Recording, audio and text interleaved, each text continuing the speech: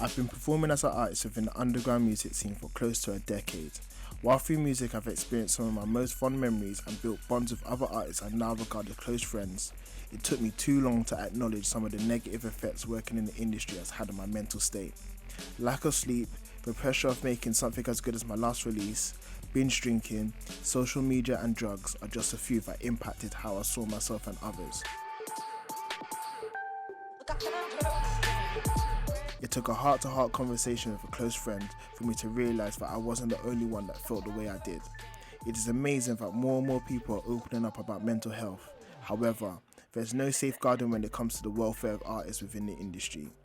I spoke to some friends on the matter to help shine some light on the issue and learn some ways to overcome issues like anxiety and depression when being an artist within the industry.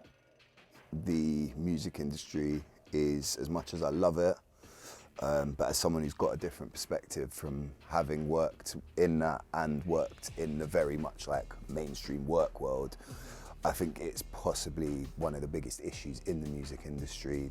Clearly, like a lot of it, especially in our kind of end of it, is very nightlife based and club based. There is an emphasis on partying, and there is like a real quick turnover as well.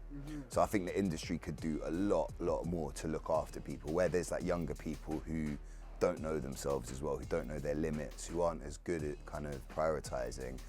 I think it can be quite destructive because there's drink thrown at people, there's drugs thrown at people if that's their thing, and these can become really destructive environments if you're not careful. All of a sudden you're making good money that you've not seen that kind of money at 18, 19, 20.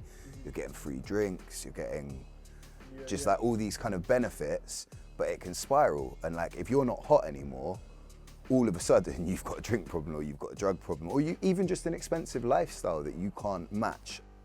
There's just so many reasons why somebody could be under depression, not just because of the music itself. It just could be outside of their life, like if they got family dramas or money problems, or if they put everything they got into it and they're not seeing the outcomes that they want from it, and then worrying about like a negative comment that you might get online, or if a certain DJ is not supporting your tune, or a label doesn't take the release that you've been working on for like last 6 months or a year or two.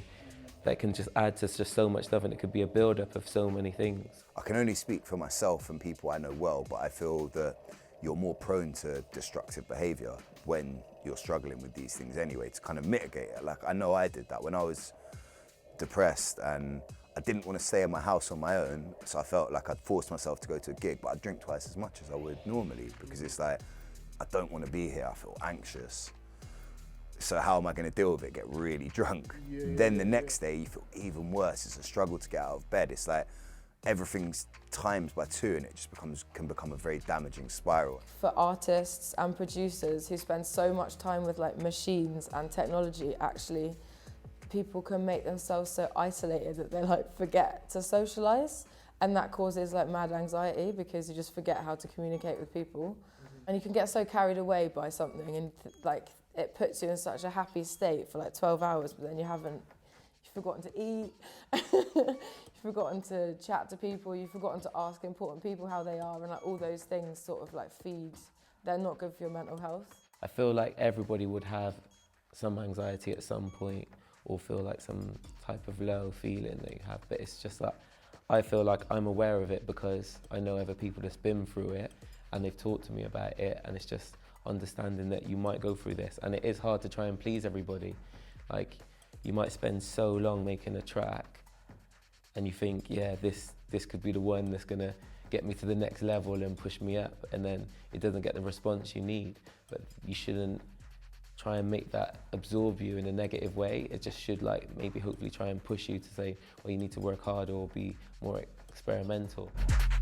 71.1% of respondents believe that they have experienced incidents of anxiety and panic attacks.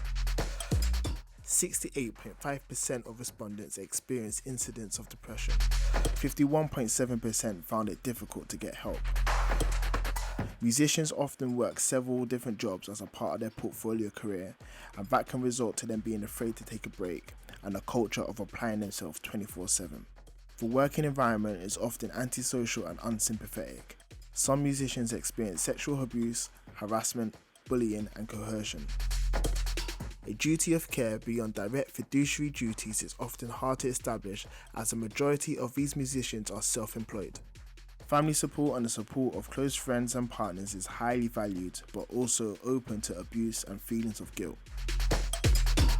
I'm in a group at the moment, a WhatsApp group, and there's over like 35 producers and MCs in this group, and we can talk openly, because I feel like it's a bit worrying that you might say something online and people take things out of content, and then you're in a rant and then some people take things the wrong way. And I said, it's even given this interview, people might be thinking, what's he talking about? He's chatting rubbish, but everyone's got their own opinions on things. And I think that can be quite worrying for some people. So some people are worried about saying the wrong thing or thinking that they might upset somebody. And you might do, but that's because they might be in a negative space, being aware that you can't please everybody. And I also say one good thing is that people should collaborate and talk more and network more. Don't worry about messaging someone in like a DM. If you don't hear back from them, fair enough. You can then move on and hit somebody else up. And if you meet people, it's not always the time to talk to them about music at a nightclub afterwards, but say to them, is it all right if I grab your email? Or if you might know a bit more, just take their number and then shout them midweek. Like, I've done that for years and years. If somebody mentions they want to go studio with me, I'm ringing them within that week, or turning up at their studio the next week, I'm there. Because I'm like really on it, I'm really passionate about it. It's just being mature about things, realising that not every time I go out, not every gig has to be a party or a wave. No drinking drugs and eating well. I think things can be done in moderation. I might have a drink now and again, but this industry is surrounded by a lot of drink and drugs, and I think people might see like the highlight of that on the weekends and the party mode, but on the Monday to Wednesday they don't see where somebody might be having a bit of a come down, or they start reflecting on like, oh, what was I up to on the Friday, or all those things. Making sure I speak to my mates that don't do music as well, because you can get so consumed by it and then it becomes who you are, and then the social media presence of you like defines you, and it's just wrong. Having the studio space not in my house is so good, because you could detach from it, and then your musical identity isn't your identity, and it doesn't get mashed up. So like exercise consistently, because that helps with the discipline for making music your work as well. I feel like you just always have to have a nice balance. It's always good to have a good balance. I think that's my main focus and my main message. Even when I speak to people, even if they're not my close friends, but maybe like my music friends, but even people outside of my music circle, it's just good to stay in touch with people and good to talk to people, and that's really healthy. Particular people like on unit are always really good to like be honest about the struggles that individual artists have. It's not a taboo. You're not weak, or you're not a shit person because you're not finding things easy. And just try and help people with the experiences you've had yourself. When I lived on my own, make sure I see someone once a day. Like, I've literally had the thoughts like go out and go for coffee with someone, catch up with them and ask how they are, and then make sure you're just always honest with people, otherwise you're just shutting yourself off. It's been brought to a lot of attention that people do need support and people do need help, or they might be crying out and you don't realise what they're going through or the pressures that they're under. I think now people are much more aware, and even doing stuff like this is a good way of highlighting it.